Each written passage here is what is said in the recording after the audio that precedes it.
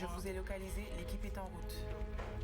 Leur métier, c'est aussi lutter tous les jours contre la pollution par les eaux usées. Et mais avec les nouveaux camions, nous travaillons de façon plus rapide et plus efficace. Carukera Assainissement.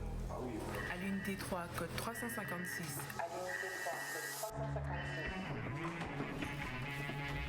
Un besoin, une urgence.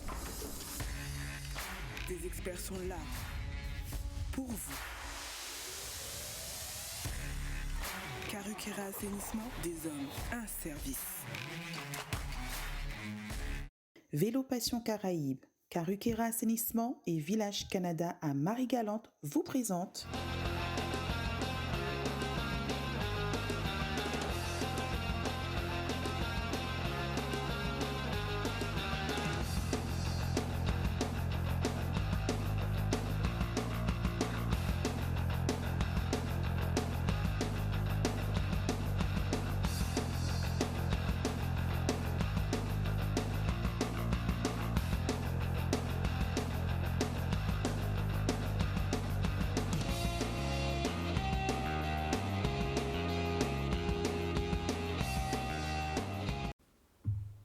Bonsoir à tous, quel plaisir de vous retrouver tous les lundis soirs. Et j'ai pour coutume de dire, si vous me voyez chez vous, c'est que nous sommes un lundi soir. C'est vrai, quelquefois triste, mais comme voulez-vous, c'est la vie. La vie réserve donc des surprises. Nous, bien évidemment, nous vous envoyons la force, quelles que soient les difficultés que vous avez. Il faut faire face, bien évidemment. Vous avez eu tout à l'heure un débat et des échanges assez durs, notamment pour le maire donc, du Gosier avec Yves Boissé, que vous allez retrouver dès demain soir, bien évidemment. Et puis, nous suivrons aussi comment est-ce que ça se déroule du côté du Gosier. Avec nous, nous avons des invités, ce sont des littéraires, enfin, je me permets, des érudits, voire même des hommes de lettres. En tout cas, je sais qu'il y a un homme de lettres parmi nous. Je vais commencer déjà par j'allais dire le docteur, mais c'est pas un docteur, c'est tout simplement Patrick Chani Onesta. Bonsoir Patrick. Et bonsoir Pascal, bonsoir la Guadeloupe. Très bien, vous êtes là ce soir pour nous parler donc d'un livre, un album photo qui parle donc bien évidemment de cette belle maison que la Maison des Jeunes et de la Culture des Abîmes. Vous avez été basketteur, vous avez été aussi éducateur, mais on en sera un peu davantage, et vous êtes un érudit, c'est-à-dire quelqu'un qui a de grandes connaissances, notamment sur le basket, et puis aussi un homme de lettres. Merci d'être là. C'est vraiment gentil d'avoir fait le déplacement. Eh ben, du basket à cette autre discipline, il n'y a qu'un pas. C'est un art, c'est le noble art, on serait tenté de le dire, parce que c'est comme ça qu'on appelle aussi la boxe, surtout la boxe anglaise. Avec nous, Jean-Marc Ismaël. Bonsoir Jean-Marc. Bonsoir. On rappelle que vous êtes 5 fois champion universitaire. Oui. 2003, je crois, c'est à partir de 2003. 2001. 2001, 2001, 2003, voilà. 2004, et 2005 et 2006. Très bien, vous avez aussi votre DGPS aussi, vous êtes aussi perfectionné dans le basket, pas le basket, la boxe anglaise. Donc, vous aussi, vous avez sorti une étude, on verra ça dans quelques instants, c'est bien. Vous avez vécu 20 ans en métropole, j'adore les villes en Guadeloupe. Pour bailler ça au Apon, pour transmettre. Ça belle. Merci en pile. La Guyane fait partie aussi du sport, bien évidemment, et notamment le vélo avec le président qui nous attend, Jean-Yves Tiver. Bonsoir Jean-Yves. Bonsoir Pascal, bonsoir la Guadeloupe. Merci d'être là, puisqu'on ne va pas donc trop vous retarder, parce qu'on sait que les heures sont longues du côté de la Guyane, même si, et je me rappelle très anecdotiquement, je vous avais parlé donc de cette petite heure qui nous sépare en termes de fuseau, puisque s'il est 21h ici, il est 22h chez vous, et on sait que la journée était très difficile pour vous. Alors, Président, comment va la Guyane aujourd'hui? Vous savez que nous, ici, nous sommes en couvre-feu pour encore 2 bonnes semaines, de 19h à 5h du matin, avec un confinement adapté tout de même. Comment est-ce que la Guyane aujourd'hui vit la situation avec ces variants, ces différents variants en Guyane, Président? Nous aussi, nous sommes en période de couvre-feu de 5h, de 19h à 5h du matin. Et puis un confinement le dimanche, un confinement à partir de samedi 19h jusqu'à lundi 5h du matin. Donc, nous vivons une situation identique. On a eu l'évolution de quelques cas qui a l'air de se stabiliser. Mais bien sûr, il faut anticiper sur cette situation afin d'enrayer cette pandémie le mieux possible. Alors, on sait que c'est juste un fleuve qui vous sépare donc du Brésil. On sait qu'il y a le variant brésilien, il y a aussi le variant indien. Vous avez dit tout à l'heure que vous étiez confirmé le dimanche de 19h à 5h. Cela veut dire que personne ne doit être dans la rue à ce moment-là, c'est ça? Ben, écoutez, nous sommes confinés de samedi 19h jusqu'à lundi 5h du matin, ce qui veut dire que la circulation du dimanche est complètement interdite. Hein. Maintenant, vous avez certaines personnes qui bravent ce confinement, mais toute grosse activité, toute sortie, logiquement, sont interdites. Vous avez tous les commerces, partout est fermé. Donc, ce qui veut dire que le dimanche, c'est un pays mort, hein, c'est une ville morte pour Cayenne et les autres communes, et ceci depuis 2 semaines, donc afin d'enrayer l'évolution de ce variant brésilien et de cette pandémie qui sévit maintenant depuis près de 2 ans. Avez-vous des cas de variants déjà indiens ou brésiliens chez vous en Guyane, Président? Mais brésilien, indien, non. Brésilien, je dirais très peu, mais indien, non, pas encore. Bon, vous savez que nous sommes pays frontaliers avec le Brésil. Je dirais que nous sommes moins impactés de ce qui se passe au Brésil que lors de la première vague, voire deuxième vague. Des mesures quand même ont été prises. Hein. Il y a un très gros travail qui est fait de ce côté. Et puis, je dirais que la population aujourd'hui en Guyane prend plus de précautions. On est bien conscient que cette pandémie existe et qu'il faut que tout un chacun se protège afin aussi de protéger l'autre. C'est très bien, Président. Vous prenez bien évidemment la mesure donc, de cette difficulté que nous passons actuellement, que nous vivons même de plein fouet dans le monde entier.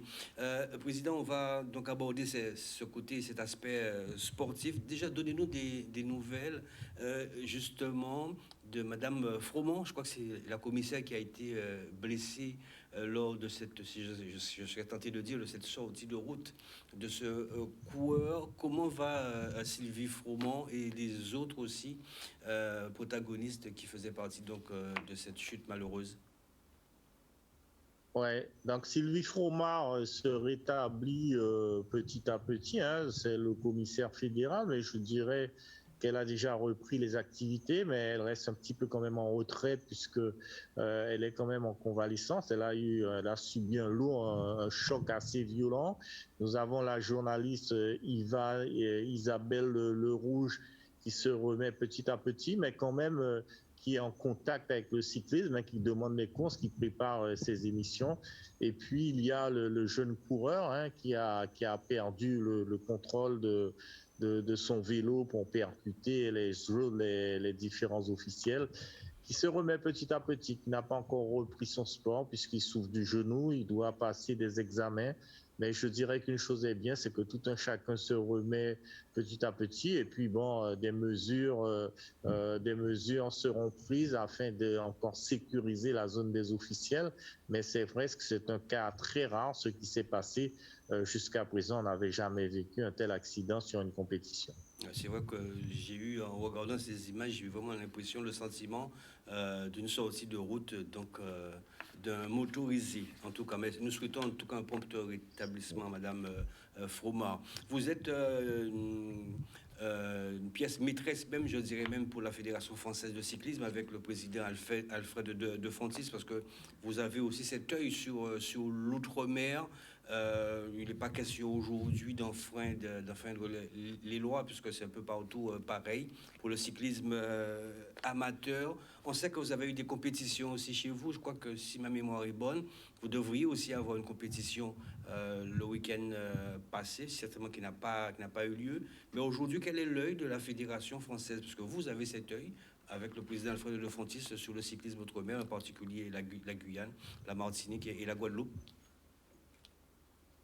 Écoutez, actuellement en Outre-mer, je dirais que le cyclisme est pratiquement à l'arrêt. Mis à part, j'ai eu des nouvelles de la Polynésie où ils avaient réussi à stabiliser, comment dirais-je, cette pandémie avec un minimum de cas, mais l'activité, il me semble, n'a pas encore redémarré. Il me semblerait qu'il n'y a qu'en Guyane qu'il y a l'activité. Donc c'est vrai que nous avons une compétition qui a été annulée le week-end dernier, et c'est pour des raisons administratives. Et elle a subi quand même une modification des dernières heures, puisque étant confiné le dimanche, l'étape du dimanche, on a voulu la passer le vendredi. Et nous n'avons pas eu tous les avis des différentes mairies. Et je dirais que nous avons encore la chance de pouvoir pratiquer. Donc c'est vrai que toute compétition, surtout les compétitions élites qui étaient prévues le dimanche, se déroulent le samedi. Samedi prochain, logiquement, qui est 8 mai, jour férié, nous aurons la compétition élite le samedi matin. Ce sera le mémorial Léo Monelli. Et le dimanche après-midi, nous aurons la course pour les jeunes cadets minimes féminines. Ce sera le trophée Xavier Bressler. Nous espérons que ces compétitions pourront avoir lieu. Il n'y a pas de raison puisque le samedi, nous ne sommes pas confinés. Nous avons une grande chance samedi prochain, c'est que c'est un jour férié. Donc, nous croisons les doigts jusqu'au moment où nous ne souhaitons pas qu'on nous dise qu'on ne puisse plus pratiquer, mais pour l'instant, la situation le permet. Donc, nous avançons petit à petit, dans un calendrier quand même qui est assez fourni, un calendrier qui a été élaboré entre les clubs et le comité. Alors, Président, vous nous dites ce soir que là, vous êtes en mesure donc de pratiquer et donc d'organiser des courses en ligne en Guyane. Quels sont les arguments justement que vous tenez face aussi aux préfets et aux autorités compétentes qui d'ailleurs délivrent aussi ces organisations? Puisque c'est vrai qu'en Guadeloupe, c'est le calme plat. Vous êtes pratiquement dans les mêmes mesures que nous, je dirais même beaucoup plus stricts que nous, puisque du samedi au lundi, vous êtes complètement confinés. Ce n'est pas le cas en Guadeloupe. Peut-être le nombre et j'allais dire vos hôpitaux, mais je pense que c'est qu'un seul hôpital si vous êtes là pour me servir de témoin ou pas. Est-ce que, en termes donc, de nombre de malades du Covid, est-ce que votre hôpital est moindre qu'ici en Guadeloupe? Parce que quels sont les arguments? Qu'est-ce qu'aujourd'hui qui vous permet aussi, Président, de pouvoir organiser comme ça en Guyane et pas en Guadeloupe et pas en Martinique? Mais écoutez, vous savez que ces derniers jours, ces derniers mois, la situation a été plus alarmante en Guadeloupe, en Martinique qu'en Guyane. Nous avons dernièrement connu une certaine évolution des cas, mais la situation quand même est assez maîtrisée. C'est une progression lente. Maintenant, dès que la progression a repris, on a très bien vu les mesures. Couvre-feu de 19h jusqu'à 5h du matin et confinement de 19h le samedi jusqu'à 5h du matin le lundi. Maintenant, les activités ne nous ont pas été interdites puisque nous avons quand même transmis un protocole sanitaire qui est appliqué à la lettre par le comité régional et les différents clubs, qui fait que jusqu'à présent, les compétitions se font dès lors qu'elles peuvent se faire. Qu'est-ce qu'on a eu comme annulation? Ce n'est que le week-end dernier, il devait avoir une course étape, mais je vous dis que c'est plutôt pour des raisons administratives. Logiquement, il ne devrait pas y avoir de problème samedi prochain. Et le week-end après, je crois 2 week-ends après, nous allons retomber sur une course étape où là, sûrement, il y aura problème puisqu'il y a durant la Pentecôte, il y a une étape le dimanche. Donc, nous sommes en train de réfléchir pour voir comment nous allons reconfigurer cette compétition. Mais nous avons eu une réunion avec la préfecture où nous avons balayé un petit peu toutes les conditions d'organisation. Et pour l'instant, nous avons l'accord de la préfecture pour organiser nos différentes manifestations. Et c'est, à cœur joie que nous le faisons pour nos différents sportifs afin qu'ils pratiquent leur discipline favorite. Très bien. Président, je sais qu'il y a Kourou, il y a Cayenne, bien évidemment, c'est la capitale, bien évidemment. Et il y a Sinamari. Donc, dans ces communes-là, il y a un hôpital, il me semble. Il y a le COG, donc du côté de Sinamari, c'est ça? Non, non, non, vous avez l'hôpital à Kourou, vous avez l'hôpital à Cayenne. Cayenne. Donc, pour l'instant, je vous dirais que vous avez l'hôpital à Saint-Laurent-du-Maroni. Saint-Laurent-du-Maroni. Donc, je vous dirais que les compétitions se font déjà sur ce qu'on appelle le périmètre de la CACL, qui comporte 6 communes, c'est-à-dire autour de Cayenne. Les compétitions se font sur le territoire de la commune de Kourou et aussi sur la commune de Sinamari. Donc, nous n'avons pas encore dépassé Sinamari parce qu'il n'y a pas d'organisateur de compétition pour l'instant au-delà de Sinamari. Cela devrait arriver si la course étape du 22, 23 et 24 mai a lieu. Mais pour l'instant, nous faisons nos compétitions sur une grande partie du territoire. Très bien. Président, on va vous libérer, mais la question qui fâche, c'est vrai que nous sommes tous un petit peu dans l'expectative. Tour de Guadeloupe, Tour de Martinique, Tour de Guyane, peut-être pas dans l'ordre. Comment est-ce que vous voyez ça, Président? Ah là là là là là, ça c'est compliqué. Hein. Ouais. Je vous dirais que lors de notre réunion en préfecture, le Tour de Guyane qui n'était pas à l'ordre du jour a été évoqué par les services de l'État pendant de longues minutes, qui semblent être favorables à ce Tour de Guyane si la situation sanitaire le permet. Maintenant, vous savez qu'un tour comme le Tour de Guyane, ça se prépare un an à l'avance avec des contraintes, par exemple, que nous ne connaissons pas en Guadeloupe, puisque nous avons une caravane mobile. Nous ne dormons pas tout le temps dans le même hôtel. Il faut se déplacer dans certaines communes. Aujourd'hui, nous avons lancé des lettres d'intention à nos différents partenaires qui reviennent heureusement avec des retours positifs, qui disent que s'il y a Tour de Guyane, ils sont prêts à nous accompagner. Donc, nous avons commencé un travail timidement en commençant à travailler sur un tracé de tour. Nous avons différentes réunions avec différentes municipalités, des communes et autres, afin de voir si la situation le permet, comment nous pourrions mettre ce Tour de Guyane sur pied. Donc, vous savez, le Tour de Guyane, c'est aussi l'avènement d'équipes invitées. Et ça, c'est un problème. On ne sait pas si les équipes pourront se déplacer. Donc, au jour d'aujourd'hui, nous avançons dans l'incertitude du lendemain en disant que vaut mieux se préparer pour ou au cas où que de ne rien faire, rien préparer et que la situation nous est favorable. Merci beaucoup, Président, pour cette disponibilité. Et puis, nous croisons les doigts, bien évidemment, et nous saluons encore la Guyane. Merci encore, Président Jean-Yves Thivet. Oui, c'est moi, mais vous savez, moi, j'aurais préféré qu'il n'y ait pas de Tour de Martinique, pas de Tour de Guadeloupe, pas de Tour de Guyane, et que cette pandémie disparaisse et que le monde recommence à vivre comme il vivait avant, dans toute tranquillité et en toute sérénité.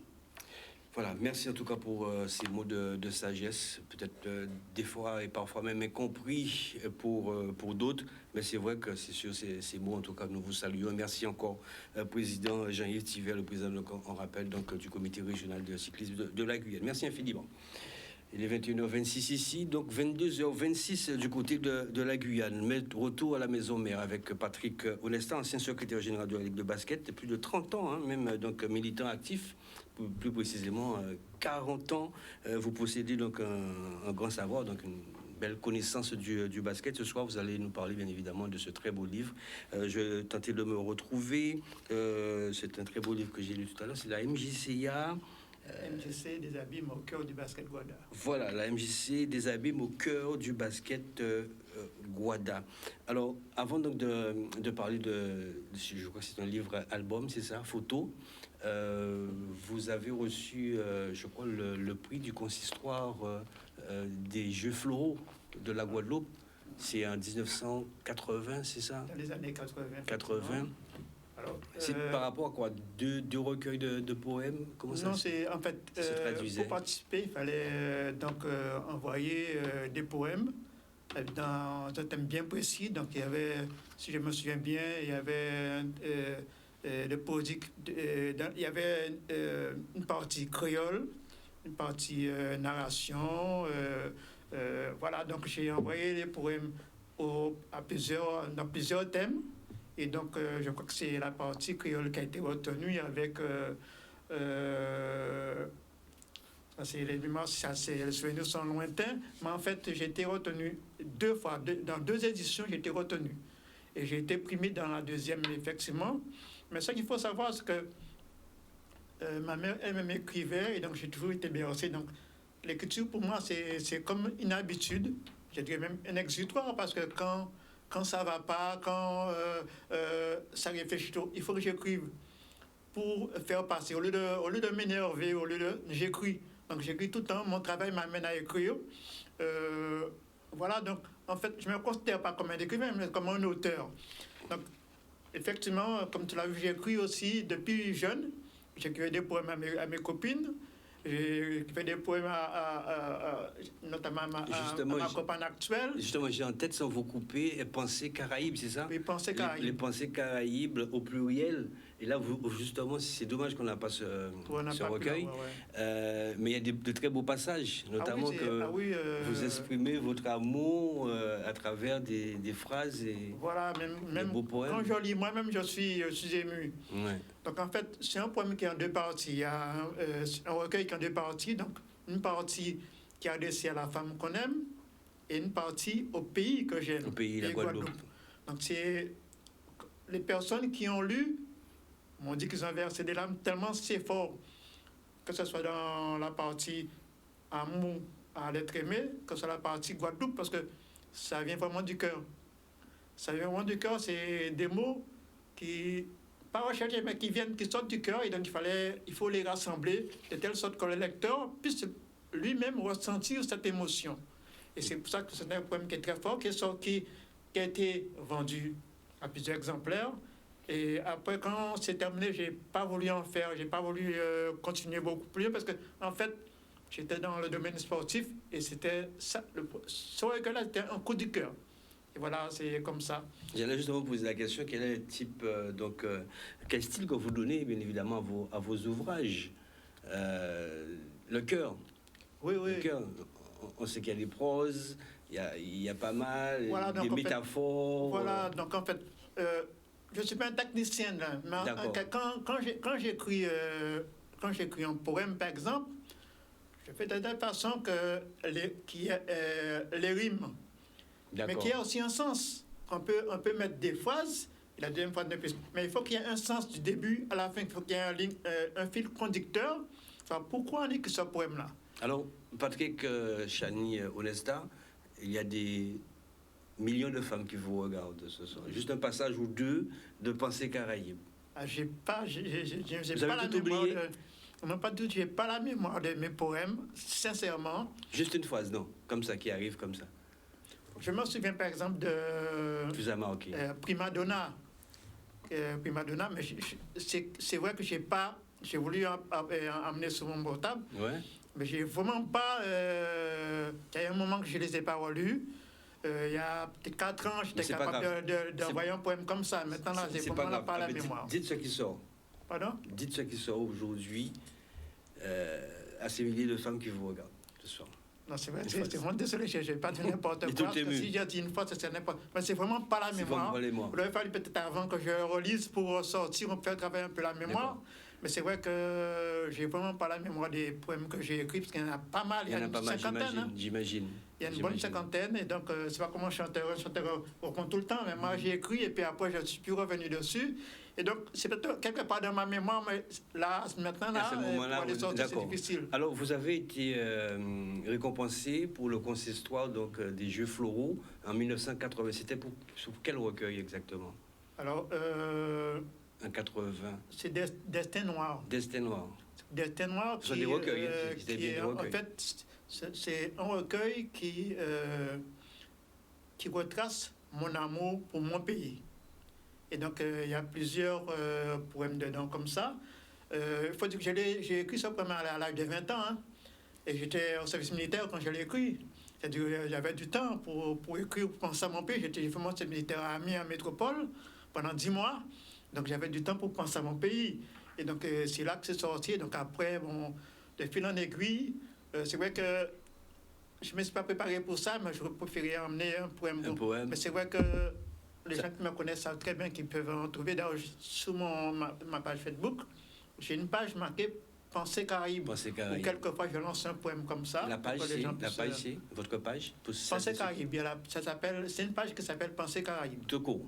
Oui. Donc les gens, ceux qui aiment, ceux qui veulent apprécier. Dessus, j'envoie quelquefois des phrases comme ça, toutes faites, ou des phrases empruntées à un auteur, ou des poèmes que j'ai écrits, que j'envoie, que je mets dessus pour que les gens puissent lire. Voilà. Il n'y a pas que ça. Un très bon retour. Voilà, il n'y a pas que ça, puisque il faut aussi faire du sport. Vous avez trouvé aussi cet épanouissement dans le basketball, plus de 40 ans même, donc au service donc vraiment militant pour le basket. C'est vrai que je suis arrivé à la MIC en 78, j'avais 22 ans, et quand le responsable de l'époque a quitté la maison des jeunes pour aller faire du foot, et il avait commencé au basket, donc j'ai pris le relais, et j'ai fait ça pendant 40 ans.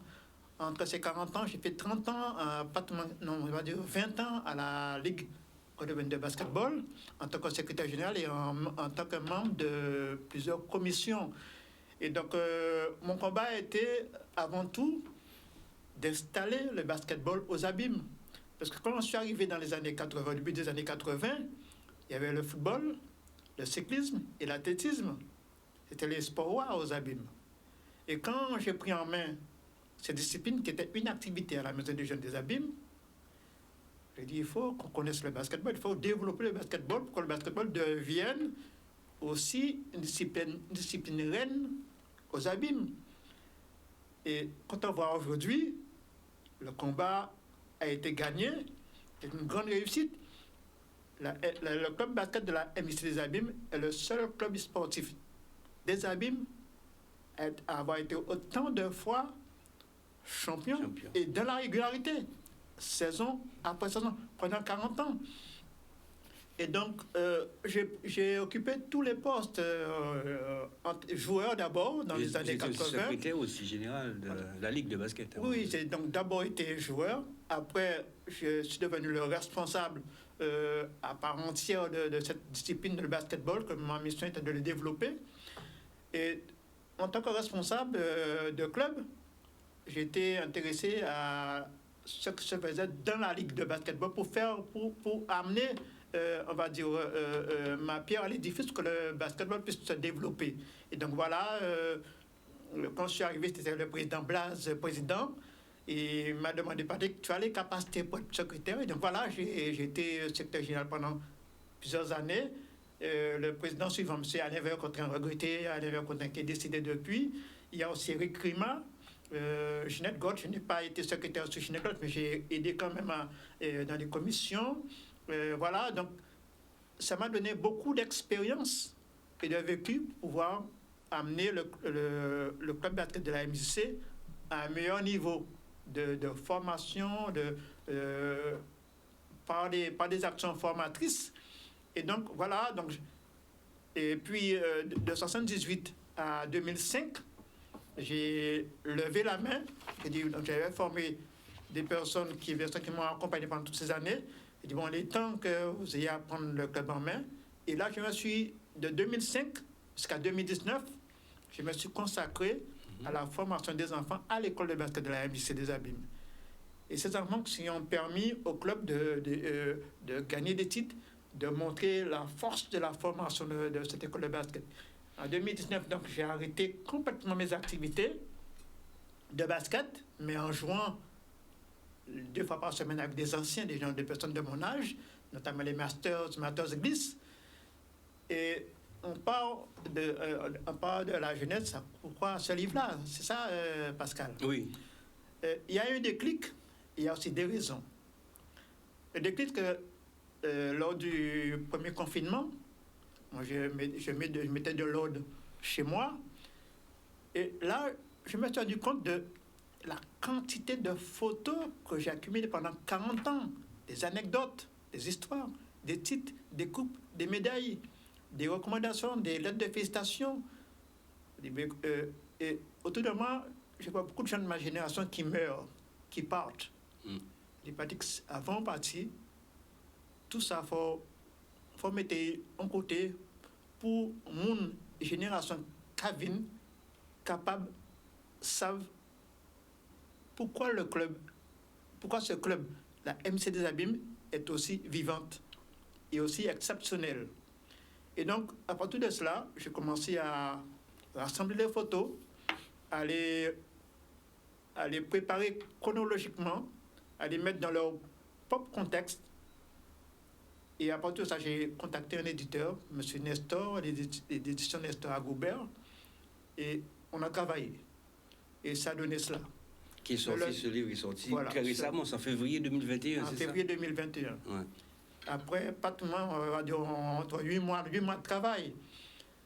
Mais le but même l'objectif de ce livre-là, c'est de faire découvrir la MJC. Le club basket de la MJC des Abîmes, mais aussi la MJC. La MJC, le travail en profondeur. Cette MJC, l'institution, qui est une des plus grosses associations en Guadeloupe, a aussi au sein des personnes exceptionnelles. En 40 ans, j'ai vu passer 3 présidents. 40 ans, j'ai dit, 40 ans d'exercice, j'ai vu que 3 présidents, ils sont encore là. Il n'y a aucune autre association capable de... Et c'est une association qui fonctionne parce qu'il y a des gens, et je les salue, exceptionnels. Et donc voilà, donc, on sait qu'en Guadeloupe, il n'y a pas de musée de sport. Il n'y a pas un endroit où un jeune puisse aller et dire, voilà, je vais en apprendre sur tel club, sur telle discipline, sur tel champion. Il n'y en a pas. Il y a encore moins dans le basketball. En 2010, j'ai écrit Vert jaune couleur basket. Personne ne l'avait fait avant. Et ce livre-là, c'était pour faire découvrir le basketball guadeloupéen à travers le club basket de la MJC. Ce sont un peu les couleurs de la MJC, hein? C'est aussi les couleurs de la MJC et de la sélection de Guadeloupe. Voilà, c'est ça. Ça se rapproche, ouais. Voilà. Et les clubs majeurs aussi, comme la Luciole, vert jaune. Il y a beaucoup de clubs qui ont adopté cette couleur vert jaune. Et c'est pour ça d'ailleurs qu'ils voulaient mettre en avant. Et c'était pour faire découvrir comment le basket est arrivé en Guadeloupe avant tout. Et comment il a évolué à travers les ligues, à travers les présidents de ligue, à travers les clubs. Il y a des grands clubs, il y a des grands champions. Le basket a été créé, entre guillemets, bon, je ne dis pas créé, mais en Guadeloupe, a été instauré quand? Juste après la période Saurin, dans les années 60. D'accord. Dans les années 60. Et puis, comme on le sait, ce sont des marins. À l'époque où il n'y avait pas d'avions qui arrivaient tout le temps, c'est des bateaux, c'est des paquebots qui arrivaient. Les marins arrivaient aussi en ayant joué qu'ils ont amené, notamment sur la place de la Victoire. Ils venaient jouer là. Et tout est parti, justement. Le basketball est parti, justement, de cette place de la Victoire où il y avait un terrain de basket. Tout est parti de là. Les grands clubs, les clubs de basket, d'ailleurs, c'était le hall des sports de l'époque, à ciel ouvert. Et on ne parle pas de la création du basket, c'est 1891. Oui, le basket, je parle de la création même de celui qui a créé même le basket, c'est James. C'est à partir de la création de la Ligue de basketball. Avant, ça s'appelait la Région fédérale de basketball. Et puis, avec le président Alex Blaze, le basket a commencé à prendre de l'essor. A commencé à se développer à partir des années 90. Il y avait un Blaze. Mais il y avait du basket avant. Il y avait un Blaze, juste comme ça pour la mémoire, il y avait un Blaze, monsieur Blaze, qui était aussi du côté de la restauration, un frère ou un... C'était 2 frères. Il y avait Alex Blaze et son frère, je oublie le nom, qui était policier. Qui était policier sur Pointe-à-Pitre. Les deux, ils ont d'abord joué à la CD. Bien taillé, je me rappelle. Ils ont d'abord joué à la CD, jeunes. Voilà. Avec le CTO à l'époque, Jacques Scoffran. Et après, basketteurs, ils ont pris... Un bon état d'esprit. Les deux étaient d'ailleurs responsables à la Ligue de basket. Un très bon état d'esprit. Restez avec nous, Patrick, parce que vous êtes vraiment très intéressant. C'est la seule chose qui nous manque aujourd'hui, ce sont les pensées caraïbes. Et on espère, pourquoi pas, vous allez retrouver... On vous laisse le temps, si vous avez votre portable, de faire nécessaire. Retrouver une petite phrase ou deux comme ça, parce que les dames n'iront pas se coucher tant que vous n'aurez pas donné ces quelques indications. Merci. Du basket au Noblard, il n'y a qu'un pas, on l'a dit, c'est aussi un abîmien, mais en tout cas c'est un Guadeloupéen. C'est Jean-Marie, je l'appelle Jean-Marie, mais c'est Jean-Marc Ismaël. Ismaël, c'est le nom de famille, on le rappelle. Ça me fait penser aussi à mon neveu, mais c'est Ismaël que je salue ce soir. Je sais qu'il écoute et qu'il regarde Challenge. Vous êtes on l'a dit... boxeur, vous êtes ancien boxeur en tout cas. Entraîneur de boxe. Entraîneur de boxe. Vous avez vécu 20 ans en métro, à Toulouse. On va faire très succinct. Là, vous êtes revenu en Guadeloupe. vous avez laissé aussi vos empreintes là-bas, puisque vous avez travaillé avec les Toulousains, même la métropole. Vous avez aussi créé de très beaux projets. Et aujourd'hui, vous retournez en Guadeloupe. C'est parce que ça s'est mal passé ou alors vous revenez avec cette ambition forte, avec cette étude d'ailleurs, puisque vous avez un très bel ouvrage aussi. Oui, je veux dire que c'est une expérience qui a été constructive, puisque même si ça s'est quand même, on peut dire, mal passé, bien passé, je ne vais pas dire ça. Je vais dire que c'est des circonstances qui n'ont pas été réunies. Donc voilà, je suis revenu en Guadeloupe pour pouvoir. Mon objectif, c'est de démocratiser la boxe anglaise en Guadeloupe. Donc ma base, elle se base quand même sur mon étude en fait, c'est-à-dire montrer mon expérience, ce que j'ai acquis comme expérience en métropole, donc notamment dans un collège, dans un club de boxe. Et en gros, l'ouvrage, c'est une organisation. Je décris l'outil que peut être la boxe dans la société. Et je développe dans la première partie les projets sportifs associatifs dans le sud de la France. J'établis le rôle de la boxe dans la cité. Après, je parle de l'univers international et national de la boxe et le passage du professionnalisme, de l'amateurisme au professionnalisme. Donc, je me suis basé aussi sur mes recherches, sur mon expérience. Donc, c'est un peu pas une forme de bilan, mais c'est pour montrer qu'il y a moyen de se servir de la boxe comme outil. Outil pédagogique. Outil pédagogique. Vous avez pu, outil d'insertion, ouais. Ou outil de socialisation et d'insertion aussi. Ouais, c'est sûr, parce qu'on le voit maintenant, c'est compliqué aussi pour avoir des promoteurs. Là, je sais qu'il y a eu les frères Cariès, il y a eu pas mal. On va revenir du côté local, mais c'est vrai que vous avez vu comme 20 ans là-bas. On imagine que ça n'a pas été simple, parce que le niveau ring là-bas, boxe anglaise, c'est comme la jungle, c'est comme la rue. Il faut se battre. Déjà sur le ring, mais il faut se battre aussi à côté. C'est pas évident. Oui, mais ce qui est important dans la boxe, c'est l'environnement. Donc moi, j'ai été bien entouré, puisque j'ai pu arrêter au bon moment, parce que j'ai arrêté sur blessure. Alors que justement, j'ai eu la visite de promoteurs quand j'ai décidé d'arrêter, qui me disaient non, on va regarder. C'était qui ces promoteurs à l'époque? Le promoteur à l'époque, c'était monsieur. Comment il s'appelle? Non, pas. Monsieur Tesseron.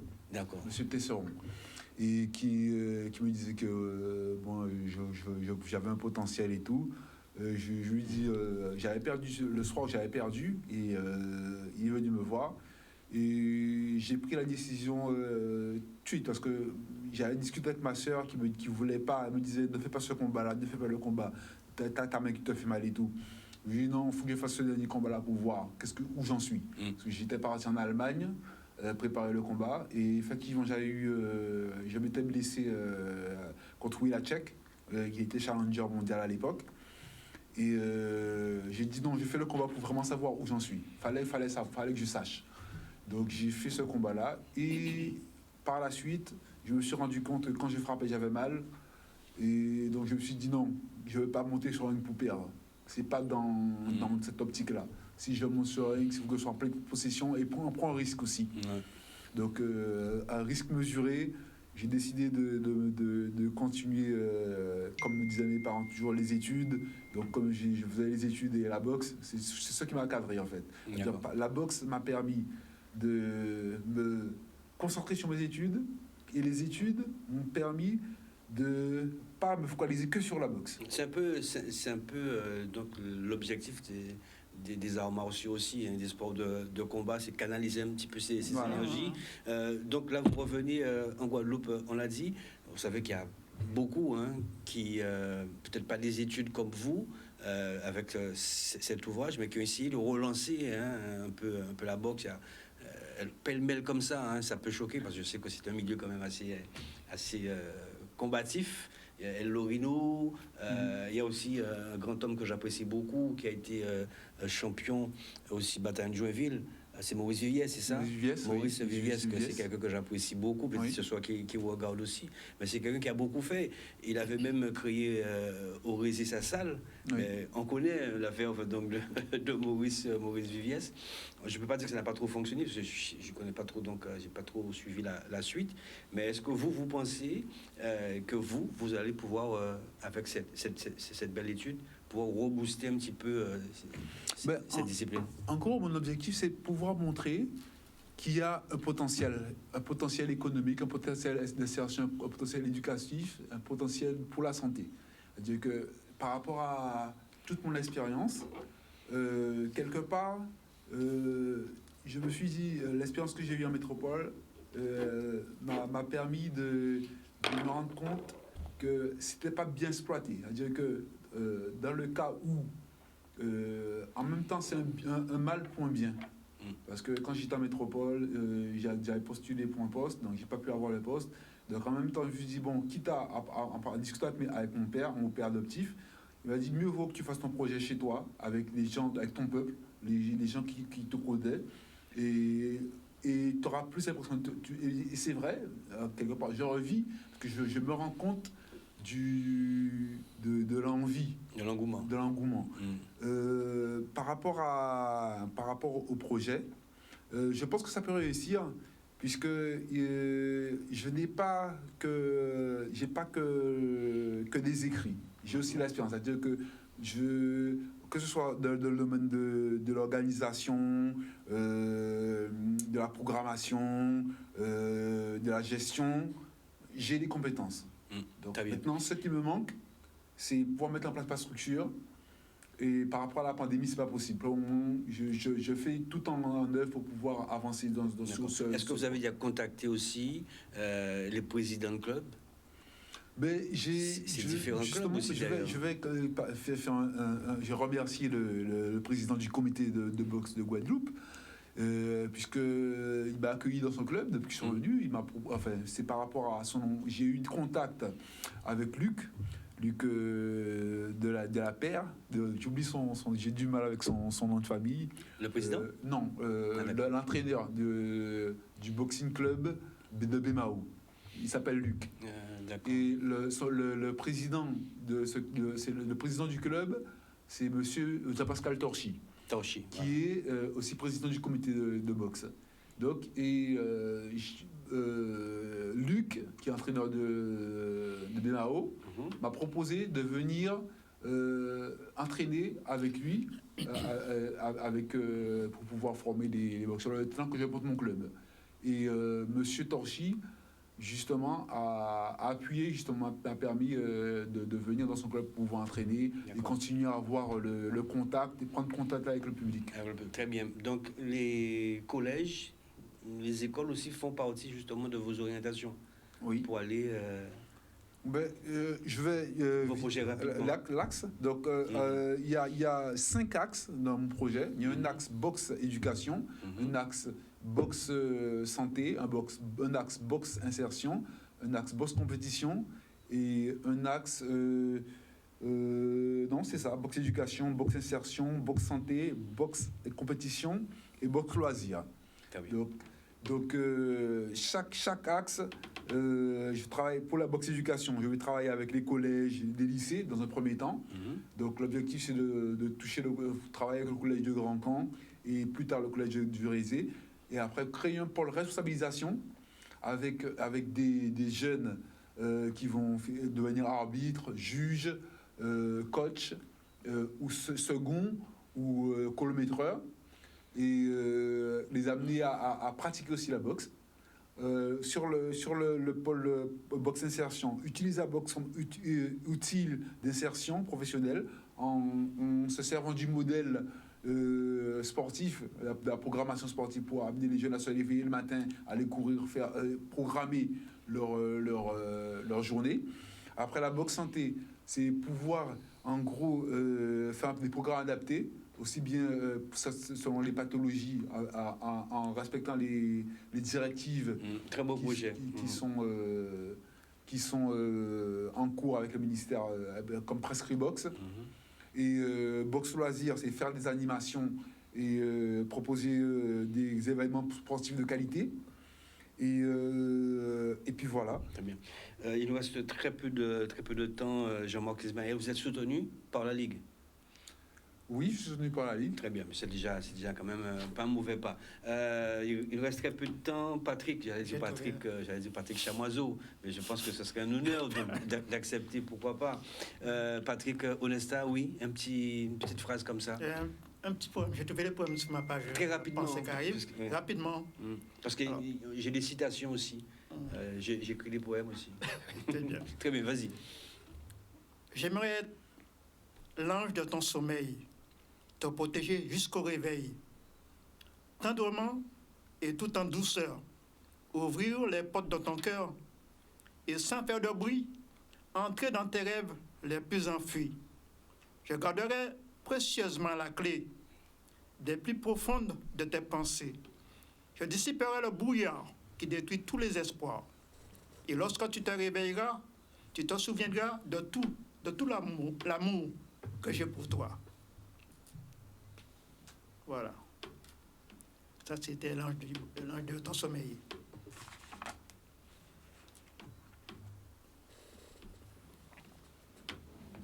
C'est fini? Ouais. Ah bon, d'accord, très bien. En tout cas, merci beaucoup. Jean-Marc, où est-ce qu'on peut vous joindre? Comment est-ce que ça va se décliner très rapidement? Eh bien, on peut me joindre sur ma page Facebook, Jean-Marc Ismaël. J'ai aussi une page Facebook qui s'appelle Noble Cité. Noble Cité. Et et sur aussi la page Facebook Jimmy D Boxing. Donc voilà. D'accord, donc restez avec nous. Nous aussi, j'ai des citations, donc vous allez voir. Je prends mon temps pour les écrire. Jordan est avec moi. Je vais vous demander aussi comment est-ce que vous, avec votre œil de basketteur, d'érudit, d'homme de lettres, qui est Patrick Onesta, et puis le regard donc d'anciens boxeurs aussi, d'éducateurs aussi, avec Jean-Marc Ismaël. C'est parti avec les citations. Ça, c'est aussi pour vous, chez vous. Nous avons appris à voler dans les airs comme des oiseaux, à nager dans les océans comme des poissons, mais nous n'avons pas encore appris à marcher sur terre comme des frères. Martin Luther King, un petit mot, Patrick, sur ça. Oui, très bref. Il dit aussi que devant apprendre à vivre ensemble, sinon nous allons tous périr comme des imbéciles. Très bien. Jean-Marc. L'unité se fait plus souvent par rapport à l'acceptation des autres et c'est l'entente. Très bien, on continue. Le saviez-vous, messieurs et mesdames, si vous débranchez le Wi-Fi pendant 5 minutes, toute la maison s'agitera comme s'il y avait le feu. Et vous verrez sortir des chambres des gens que vous n'avez jamais vus auparavant, qui vous appelleront maman. Ils peuvent vous appeler aussi papa. Qu'est-ce que vous comprenez là-dedans, Jean-Marc? Que tout le monde est connecté et qu'il parle d'orientation.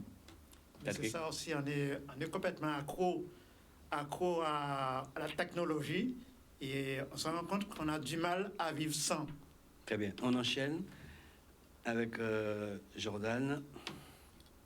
Mieux vaut être antipathiquement sincère que sympathiquement faux. Patrick? C'est vrai, il faut mieux être sincère. La sincérité, c'est la porte vers les sentiments. Voilà, des paroles tranchantes, oui. Mais au moins... Absolument, oui. Voilà. C'est pratiquement faux. Ouais. Être vrai, c'est important. C'est important, très bien.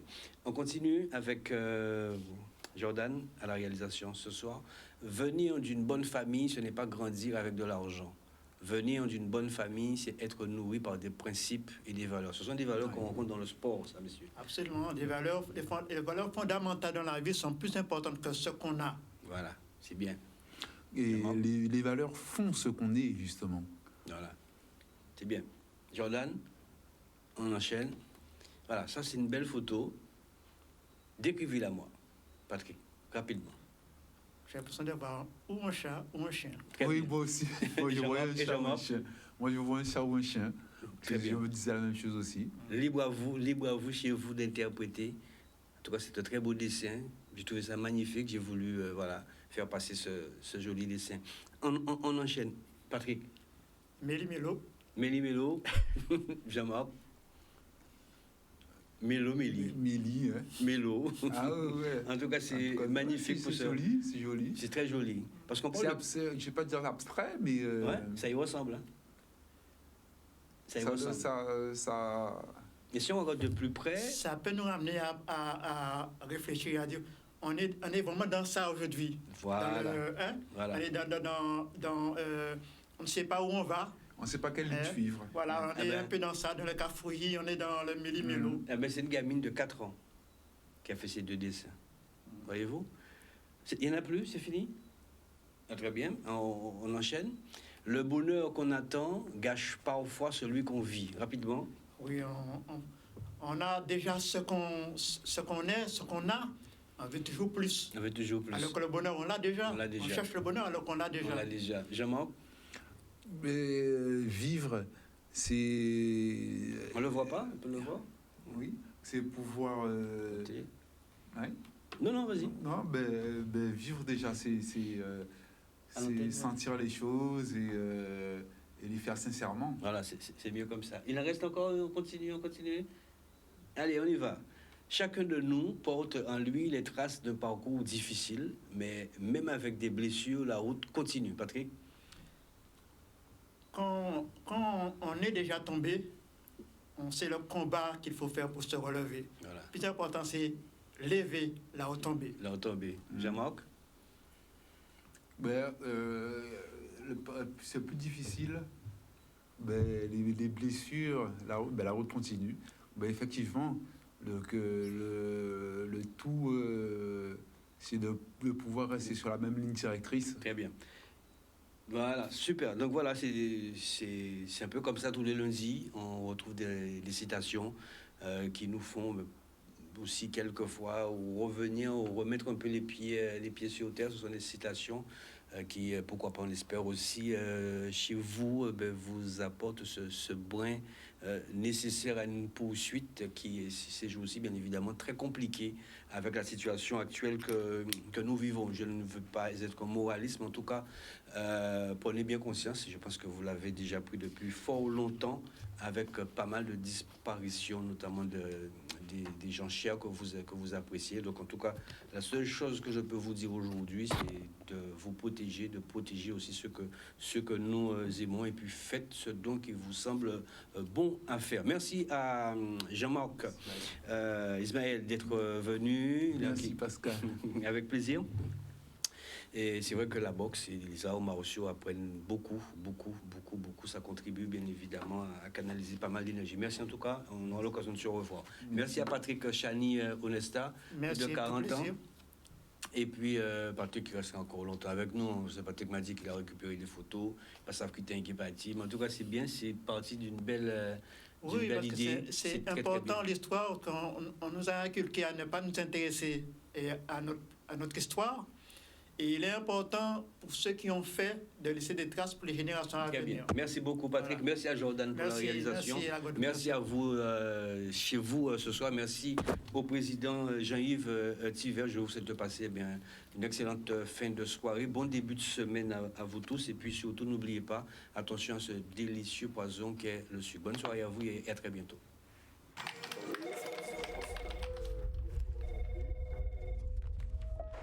Service d'urgence. Calmez-vous, monsieur. Je vous ai localisé, l'équipe est en route. Leur métier, c'est aussi lutter tous les jours contre la pollution par les eaux usées. Et mais avec les nouveaux camions, nous travaillons de façon plus rapide et plus efficace. Karukera Assainissement. À l'unité 3, code 356.